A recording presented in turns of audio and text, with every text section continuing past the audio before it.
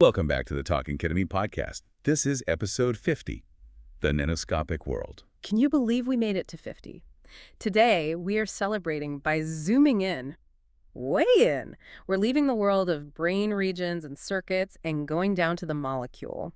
Our source today is a massive new book, Nano-Organization of the Synapse, that shows us the actual machinery ketamine is trying to fix. It really feels like the right way to celebrate 50. We're finally going high definition. We are. And, reading this, I realized my entire mental picture of the brain, well, it was basically a cartoon. I think that's true for most of us. It's the standard definition problem. We talk about neuroplasticity, but what we picture is pretty blurry. Totally. I always imagine these two blobs, the neurons, and one just sort of sprays this glowing dust at the other one. The famous chemical soup model. The classic. Right. Just a messy cloud of glutamate floating in the gap. It felt so random, like a sprinkler system that just hopes for the best. And for a long time, that was the best model we had. It was like watching a movie on an old VHS tape. You can follow the plot, Neuron A talks to neuron B, but you're missing all the details. You can't see the actors' faces. Exactly. And in Biodla, the detail is everything. But this new book, it argues that we've just been looking at it all wrong. It's not a soup. It's a machine. It's a machine. That's the revolution. Thanks to these incredible new technologies, things with really intimidating names like Storm. Storm. I like that. It sounds like it's clearing the fog. It really is. And there's cryo-electron tomography, too. Basically, these things let us break past the old limits of microscopes. We've stopped seeing a blurry pixel and started seeing, well, a bustling city. And the main takeaway is that it's all incredibly precise, like Swiss watchmaking. That's the perfect analogy. So, okay, let's do the Google Earth zoom. We go past the brain matter, down the neuron, right to the very, very tip, the presynaptic terminal. The edge of the cliff. Right. And across that tiny gap, you've got the receiving side. Now, the old view was that the little bubbles of neurotransmitter, the vesicles, were just, waiting anywhere. Like a crowd waiting for a bus. Exactly. But the new view shows us this thing called the nanocolumn.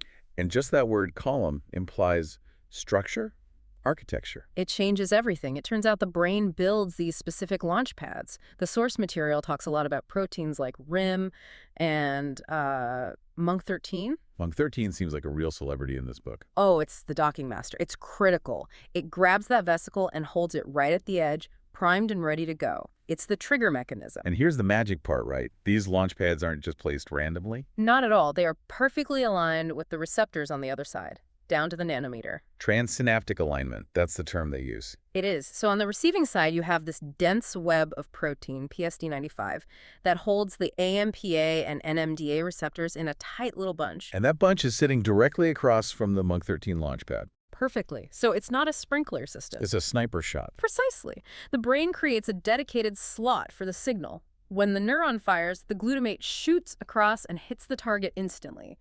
No waste. Which makes total sense evolutionarily. If you touch a hot stove, you can't wait for the signal to find a parking spot. Efficiency is everything. And this structure, this nanocolumn, is what makes the brain high fidelity. But it gets even more complex. The synapse isn't just a simple on-off switch. Right. This is where it gets really interesting. There isn't just one kind of signal. The book says there are 3 distinct modes happening at the same time. And understanding these 3 modes is, I think, the key to understanding ketamine.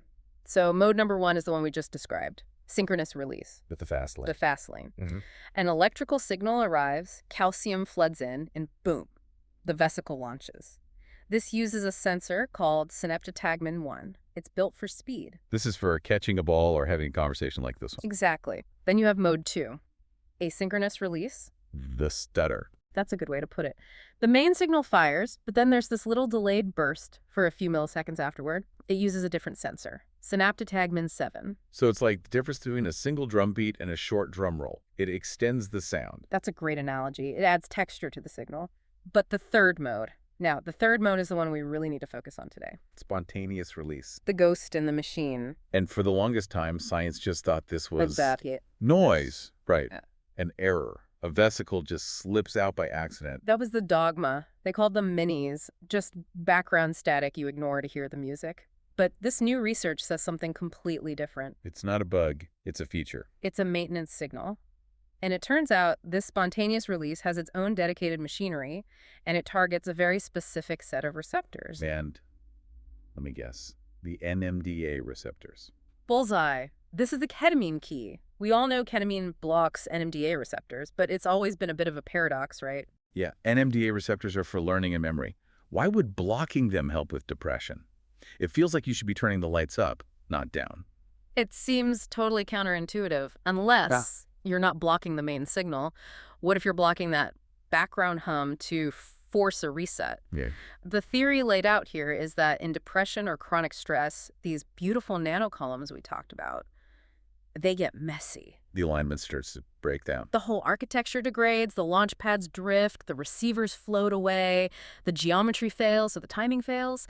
That crisp 4K picture turns back into fuzzy standard definition. And that background hum, the spontaneous release, Yeah, it's reinforcing this bad state. it could be. It's like a maintenance signal that's stuck on a bad setting, constantly telling the synapse, stay just like this, stay broken. It's a feedback loop. So in comes ketamine. In comes ketamine, and it sits right on those NMDA receptors that are listening to that spontaneous hum. It cuts the signal. It silences the hum. And the brain, sensing this sudden quiet, thinks the connection is failing. It panics, but in a good way. It thinks, oh no, I need to fix this. Turn up the volume. It triggers homeostatic plasticity, a rapid reboot. The neuron overcompensates by deciding to rebuild the connection, but stronger. And now, with these new microscopes, we can actually see that rebuilding happen. It's not a metaphor. We can see the repair crew. The neuron starts making more scaffolding proteins. It pulls the nanocolumns back into perfect alignment. And it adds more AMPA receptors, right? The volume knobs, exactly. It physically inserts more AMPA receptors into those newly aligned slots, so the connection becomes louder, stronger, and more precise. So when we say ketamine regrows connections, it's not like a vine on a wall.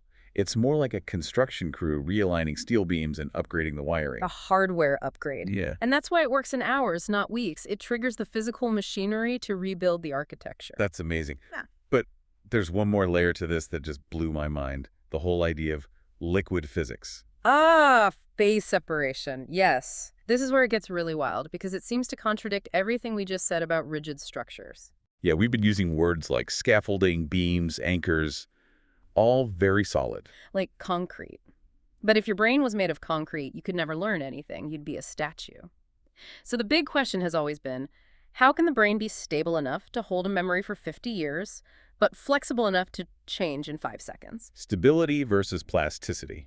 And the answer seems to be liquid phase separation. Think of a lava lamp or oil droplets in salad dressing. Okay, yeah.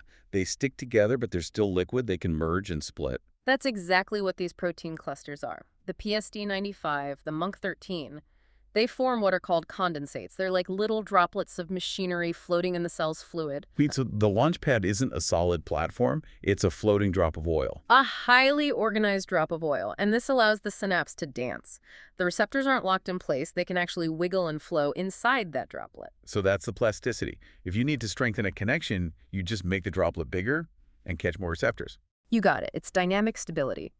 And the source has this incredible detail about how the vesicles behave. A new mechanism they call kiss-shrink-run. Kiss-shrink-run. Yeah. Sounds like a rom-com plot. It's actually a super efficient recycling plan.